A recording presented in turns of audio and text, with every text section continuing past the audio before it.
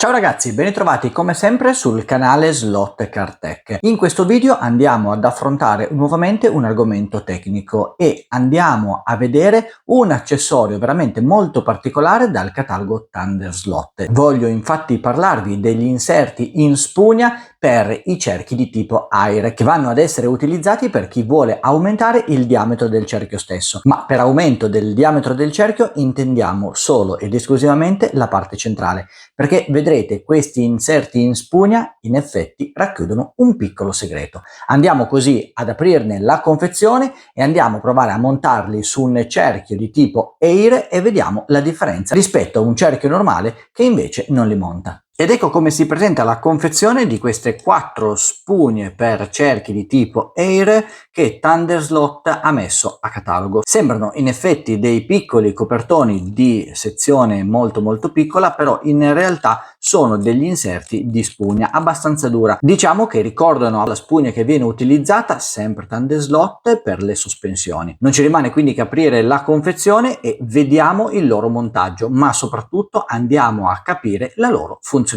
Eccoci quindi pronti a capire come sono fatte a livello costruttivo queste spugne da cerchio di tipo Air. Come vedete al tatto sono decisamente molto morbide. Io se le vado a schiacciare per la loro circonferenza, queste non hanno assolutamente nessun tipo di resistenza e anche andandole a schiacciare lateralmente si riescono a schiacciare in modo abbastanza agevole. Ma quindi qual è la loro funzione? Per comprenderla al meglio dobbiamo farci aiutare da un cerchio di tipo Air. Qui ad esempio ho un classico cerchio con l'incavo centrale. Questo incavo va ad indicarci che questo è un cerchio di tipo Air.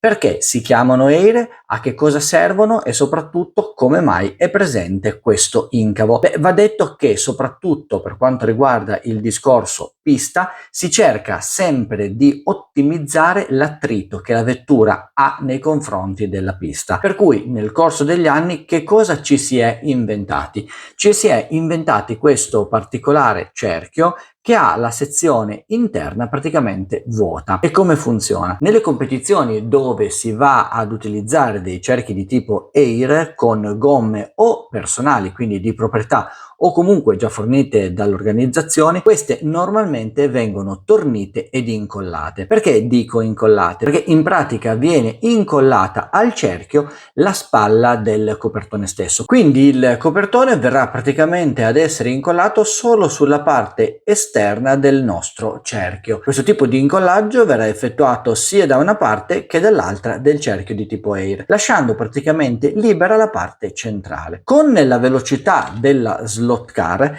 il copertone incollato a questo particolare cerchio tenderà a gonfiarsi per via della forza centrifuga, ma essendo incollato ai lati questo andrà fondamentalmente a gonfiarsi, facendo il classico effetto palloncino, il che si va a tradurre in pratica in una piccola, chiamiamola così, montagnola al centro della gomma stessa, dove sarà effettivamente l'unica parte di sfregamento, l'unica parte di contatto che il copertone ha nei confronti della pista. Chiaramente questo rigonfiamento va ad esserci solo ed esclusivamente nelle parti di rettilineo, perché ha la necessità, per poter essere un effetto apprezzabile, di usufruire della forza centrifuga dovuta alla velocità della vettura sulla pista. Chiaramente questa tipologia di rigonfiamento non sarà particolarmente evidente, ma basta effettivamente quel millimetro, quel mezzo millimetro per andare a diminuire la superficie di sfregamento e quindi creare un minor attrito, il che si traduce sicuramente con una maggiore velocità della vettura. Se poi vado a montare delle gomme abbastanza morbide, come spesso accade, per avere comunque un ottimo grip della vettura, soprattutto nelle curve dei vari tracciati, potrei addirittura avere un effetto contrario, cioè avere un copertone particolarmente tirato che va a crearmi un incavo proprio al centro, dove non c'è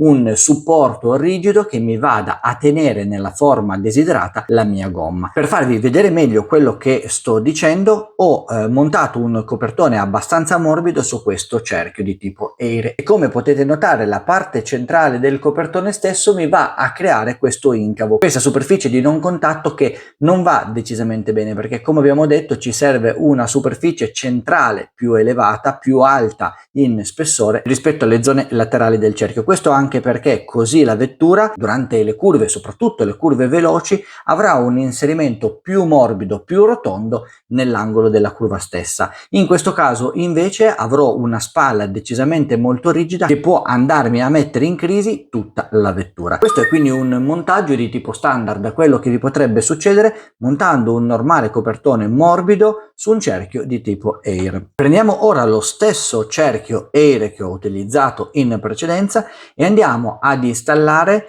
l'anello in spugna di ThunderSlot. Semplicemente vi basterà andarlo ad inserire all'interno dello spazio già predisposto del cerchio Air. Andrete a posizionare il cerchio in spugna in modo adeguato, lo faremo poi girare un po' tra le nostre dita in modo tale da riuscire a sistemarlo nel migliore dei modi, e come già si può notare, io vi faccio vedere avvicinando un po' il cerchio a telecamera, la parte centrale, quindi la parte nera, la parte di spugna, va già a spuntare rispetto alla sezione del cerchio. Quindi ho già aumentato internamente e centralmente le dimensioni del mio cerchio. Arrivati a questo punto vado a montare lo stesso identico copertone che ho montato precedentemente su quest'altro cerchio e vediamone la differenza. Il montaggio non cambia chiaramente rispetto ad avere un cerchio tradizionale. È un po' come se avessi un cerchio non air, quindi un cerchio che ha anche la superficie centrale completamente piena,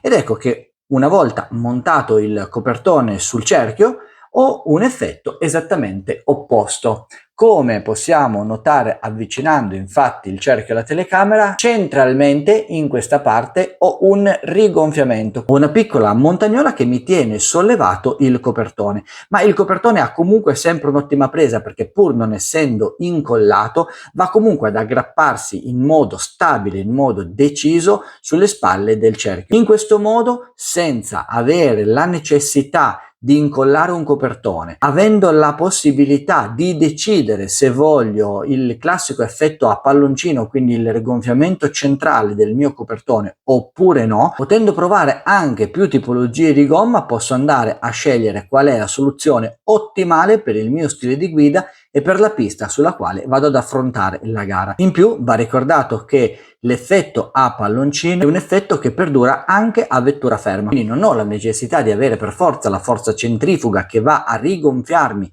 la parte centrale della gomma, ma con questo sistema avrò la gomma ondulata anche alle basse e alle minime velocità. In più, essendo un anello in spugna, non avrò comunque la rigidità del classico cerchio con l'interno pieno in alluminio. Avrò anche un piccolo effetto ammortizzante che le ruote, soprattutto quelle posteriori, potranno avere qualora la pista non sia perfettamente in piano. Va sempre detto che uno dei cruci fondamentali delle nostre vetture da slot è il trasferimento del carico dal motore alle ruote posteriori per evitare il cosiddetto effetto saltellamento. In questo caso, oltre alle sospensioni che possono in tanti casi essere montate sulle vetture, avremo anche le stesse gomme che hanno una funzione un po' come dire di camera d'aria per andare ad attutire eventualmente le asperità e le accelerazioni repentine che all'uscita delle curve oppure nelle partenze nei grandi rettilinei